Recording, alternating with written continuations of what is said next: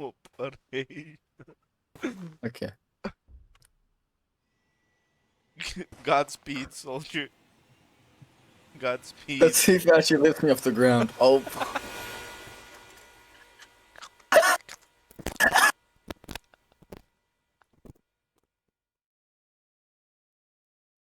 Development and history of the F-106. The F-106 Delta Dart is a further development for the 1954 F-102 Delta Dagger, and it is the last member of the Century series of jet aircraft. Designed as a high-altitude, high-speed interceptor during the Cold War, the F-106 Delta Dart was one of the most important aircraft in the USAF's arsenal during the Cold War, as from 1959 it was the main aircraft tasked with intercepting Soviet bomber formations heading towards the US mainland. To accomplish this task, the F-106 was armed with state-of-the-art air-to-air missiles, such as the AIM-4 Falcon and the Air-2A Genie nuclear air-to-air rocket. During the 1970s, during the 6th Shooter program, multiple F-106As were fitted with the M61A1 Vulcan 20mm 6-barreled rotary cannon. During the 1970s, the F-106 and other Century series aircraft were deemed to be outdated and remained in service mostly with the USAF Reserve and the Air National Guard. However, in the late 1980s and 1990s, Century series aircraft were converted to target drones for live-fire training.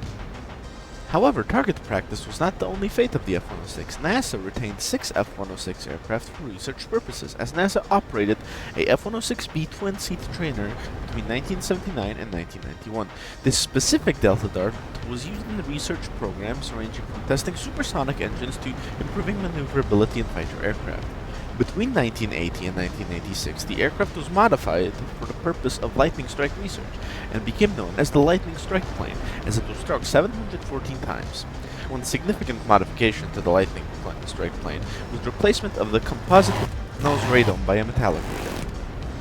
The Eclipse project. During the runtime of Project Eclipse, NASA used 6 QF-106 drones between 1997 and 1998. Project Eclipse sought to demonstrate the feasibility of a reusable air-tow launch vehicle. The objective was to tow a modified QF-106 with a C-141A transport aircraft. The tests demonstrated the possibility of towing and launching a space launch vehicle from behind a tow plane. The Cornfield Bomber. On the 2nd of February 1970, a F-106 of the 71st Fighter Interceptor Squadron, piloted by Captain Gary Faust, entered a flat spin over Montana. Faust followed procedures and ejected from the aircraft. The following change of balance caused the aircraft to stabilize and later belly land in a cornfield.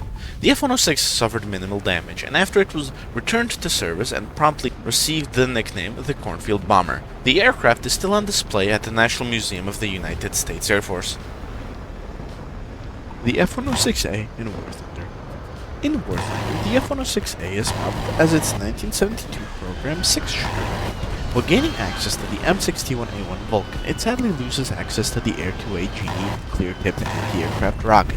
It is located at 9.3 and it is an event vehicle, meaning it is somewhat rare to see. However, it's an extremely potent aircraft if played properly. Notably, the J75 engine is absurdly powerful, outperforming engines found on the MiG-21MF and MiG-21 bis, and only being outperformed by the MiG-23M's engine, but barely. This extremely powerful engine allows the F-106 to boom and zoom extremely well and in close quarters 1v1 scenarios due to its high instantaneous turn rate paired with the M61 Vulcan. The F-106 is extremely good at dogfighting. However, it has a main weakness, this being the lack of any sort of countermeasures, leaving the F-106 extremely vulnerable to air-to-air missiles. The secondary armament of the F-106 consists of the AIM-4G and AIM-4F Super Falcon. These are somewhat odd missiles, as they feature no proximity warhead, and due to this they need a direct hit in order to destroy a target. However, at times they seem to defy physics and turn into AIM-9Xs. One upside is that the secondary weapons are all stored inside an internal weapons bay, meaning the only downside to carrying all 4 weapons is weight, as they do not need separate pylons and do not impair the aerodynamic shape of the aircraft. However, the M61A1 Vulcan cannot fire while the weapons bay is open. Munitions of the F-106. The F-106 carried a somewhat small amount of munitions. These mostly include the AIM-4 Falcon series of missiles, the Air-2A Genie, and the M61A1 Vulcan. As the Delta Dart was built solely for an interceptor role, it did not carry any air-to-ground ordnance. The M61A1 Vulcan. The most basic weapon found on the F-106A is the M61A1 Vulcan. It is a 20mm 6-barreled rotary cannon capable of firing at a rate of fire of 6,000 rounds per minute. However, it was only added to the F-106 via the 1972 six-shooter program, the AIM-4G Super Falcon. The AIM-4G Super Falcon is the infrared variant of the AIM-4. Flight characteristics-wise, it is somewhat comparable to the Soviet R-60, as at high speeds it is capable of extremely high A-wave maneuvers. However, this is only possible if the launching aircraft is going at a minimum speed of Mach 0.9. If fired at high off-bore angles and at low speed, the AIM-4G usually fails to track properly. Unlike other air-to-air munitions, it does not feature a proximity fuse warhead, needing to hit targets directly. The AIM-4F Super Falcon. The AIM-4F Super Falcon is the semi-active radar homing variant of the AIM-4. Flight characteristic-wise, it is identical to the AIM-4G. However, it features radar guidance instead of infrared. This allows it to hit front aspect shots. However, it limits the weapon's use completely due to the MA-1 lacking any form of clutter filtering, requiring it to only be used at high altitude. The Air-2A Genie. The Air-2A Genie is a unguided nuclear-tipped rocket meant for the mass destruction of Soviet bomber formations. It was armed with a 1.5 kiloton nuclear warhead, and it had a blast radius of approximately 1,000 feet. F-106s armed with the Air-2A were only capable of carrying one, as the massive rocket took up the entirety of the weapons bay.